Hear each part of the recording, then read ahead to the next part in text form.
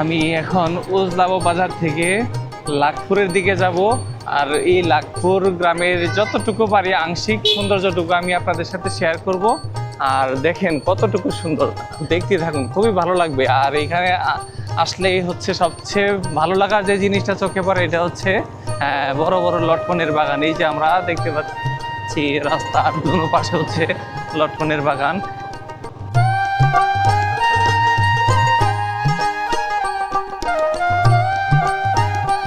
আপনি যেখানেই যাবেন এই এলাকাতে আসলে শুধু লটকন গাছগুলোই আপনার চোখে পড়বে। তারপর হচ্ছে বিভিন্ন ফল এর জন্য হচ্ছে এই এলাকাটা সবচেয়ে বেশি বিখ্যাত।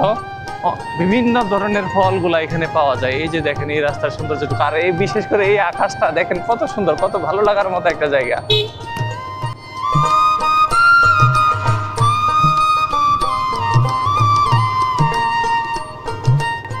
আর এই এলাকাতে হচ্ছে আমার দুজন বড় ভাই আছে, আমার অনেক বন্ধু আছে।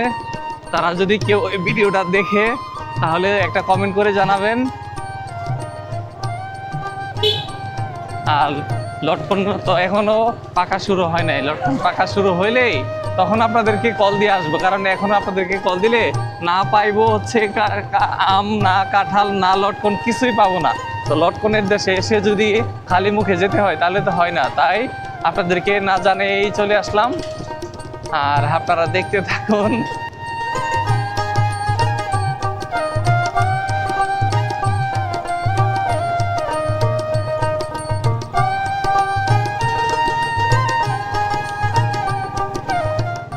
মাঝে মাঝে রাস্তাটা একটু ভাঙা, তারপরেও খুব ভালো লাগে। আর খুব সুন্দর সুন্দর বাড়ি।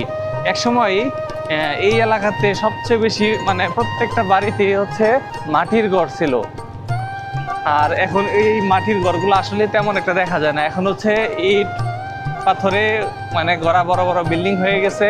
আর এই যে একটা মাটির ঘর আমরা দেখতে পাচ্ছি, একটা মাটির ঘর আমাদের চোখে পড়ছে। আর এই যে দেখেন লটকন, শুধু লটকন, মানে কি বলবো। আর এই এলাকার এই লটকনের আর একটা মজার একটা নাম আছে, এটাকে হচ্ছে আঞ্চলিক ভাষায় বগি বলে। আপনাদের এলাকা থেকে এটা কে কোন নামে ডাকে একটু কমেন্ট করে জানাবেন। আর এখানেও দেখতেছি যে লটকনের বিভিন্ন চারা লাগাইছে, এগুলো হয়তো বা পরবর্তীতে অনেক বড় একটা বাগান করবে।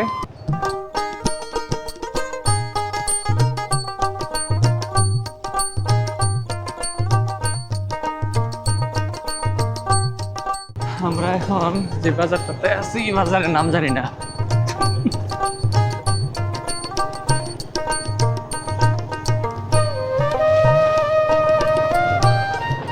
আচ্ছা, আমরা সামনে একটা ইয়া দেখতে পাচ্ছি হচ্ছে বাজনাবা ইউনিয়ন 6 কিলোমিটার। এখান থেকে বাজনাবা 6 কিলোমিটার, এত দূর অবশ্য যাব না, কিন্তু তার আগ পর্যন্ত যতটুকু দেখানো যায় এই সবটুকু আপনাদেরকে দেখাবো।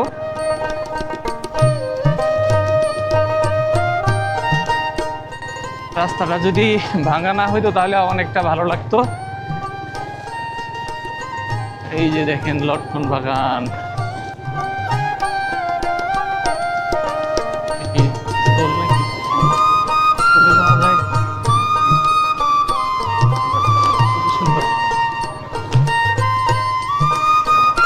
আচ্ছা, লাখপুর উচ্চ বিদ্যালয়, আমরা এখন আসছি হচ্ছে লাখপুর উচ্চ বিদ্যালয়।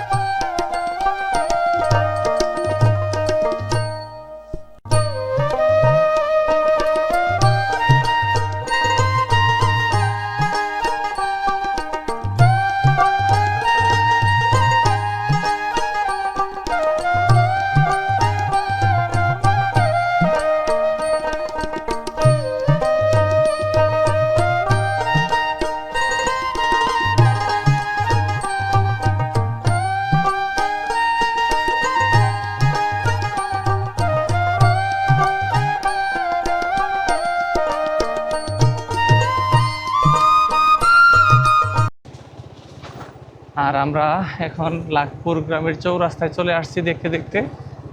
আর সামনে আর কতটুকু আছে, আসলে এই গ্রামের সীমানা কতটুকু এটা হচ্ছে আমাদের জানা নাই, যার কারণে আমি তেমন একটা উপস্থাপন করতে পারতেছি না যে কোথায় কি আছে না আছে, মোটামুটি অনেক কিছু জানা নাই। আর এখানকার কেউ থাকলে হয়তো বা অনেকটা সহজ হইতো।